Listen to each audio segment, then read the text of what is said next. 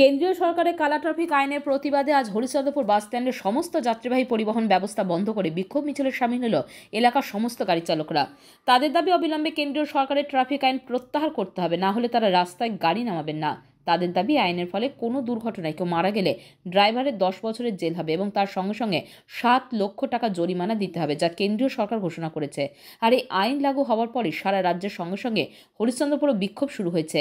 আজ সকাল থেকে হরিশ্চন্দ্রপুরের সমস্ত যাত্রীবাহী পরিবহন বন্ধ করে দেওয়া হয়, স্তব্ধ হয়ে যায় পরিষেবা। এদিন বিভিন্ন এলাকায় ড্রাইভাররা বিক্ষোভ মিছিল পর্যন্ত করেন। তাদের দাবি আইন অবিলম্বে প্রত্যাহার না হলে অনির্দিষ্টকালের জন্য গাড়ি চলাচল বন্ধ রাখবেন তারা। আমাদের জন্য একটা ড্রাইভার আয়াত তৈরি হয়নি, একটা আমরা আবাস যোজনা পাই না, কিছু পাই না।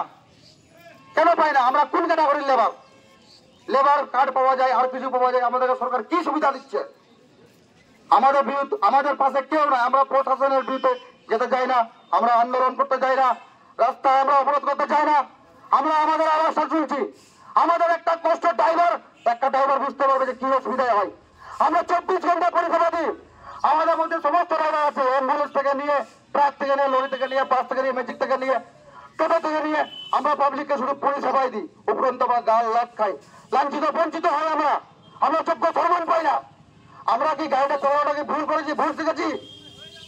আমরা পাবলিককে পরিষেবা দিয়ে লাটটা খেয়ে গালকে চালাচ্ছি। তার মধ্যে কেন্দ্র সরকার আমাদেরকে 7 লক্ষ টাকা জরিমানা আর 10 বছর জেল। এটা আমরা মানতে পারছি না, মানবো না।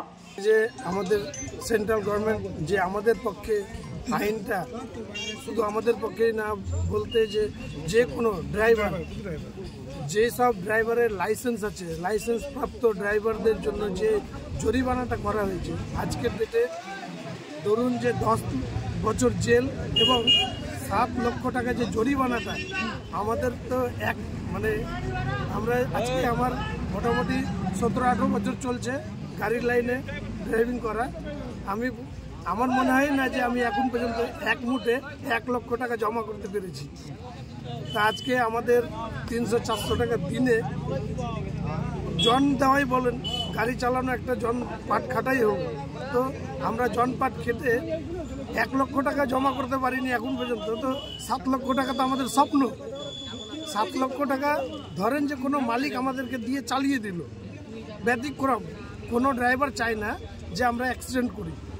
ব্যতিক্রম যদি বাই মিস্টেক অ্যাক্সিডেন্ট হয়ে যায়, কেউ যদি এসে ঢুকে যায়, তাহলে কিন্তু আমাদের করা আইন, যে আইনটা আমরা কালা আইন বলে নাম দিয়েছি, সেই আইনের বিরুদ্ধেই কিন্তু আজকে আমরা লড়ছি। কারণ প্রত্যেকে আমরা বুঝতে পারছি যে আমাদের ভবিষ্যৎ এরকমই অন্ধকার আছে। আজকে যদি আমরা এই আইন লাগু হয়ে যায় তাহলে তো আমরা একবারে পথে বসে যাব, আমরা শেষ। আমাদের কাছে বাঁচার মতো কোনো পথ থাকবে না। আমরা পারবো না কিছু করতে, না আমরা জরিমানা দিতে পারবো, না আমরা ফ্যামিলিকে ছেড়ে। যদি আমরা ফ্যামিলি ছেড়ে থাকতেই পারতাম তাহলে ড্রাইভারি করতাম না, আমরা দূর দেশে গিয়ে দাদন খেতে বেরোতাম। তা আমাদের পক্ষে সম্ভব না।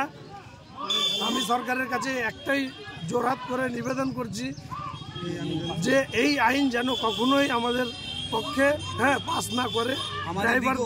ড্রাইভারদের দিকে ভাবুক একটু। ড্রাইভাররা কিন্তু কখনোই চায় না কাউকে মারতে, এবং আমরা চাই সবসময় পরিষেবা দিতে। আমরা করোনাকালে আমাদের ভাই বললেন, আমরা কিন্তু করোনাকালেও আজও অ্যাম্বুলেন্স পরিষেবা দিয়েছি। আমরা সবাই সবসময় পরিবেশ আমরা যেন প্রত্যেককে পরিষেবা দিতে পারি ভালো, এটাই আমরা চাই। আপনার নাম? আমার নাম নিত্য সিং, বাড়ি হরিশ্চন্দ্রপুর।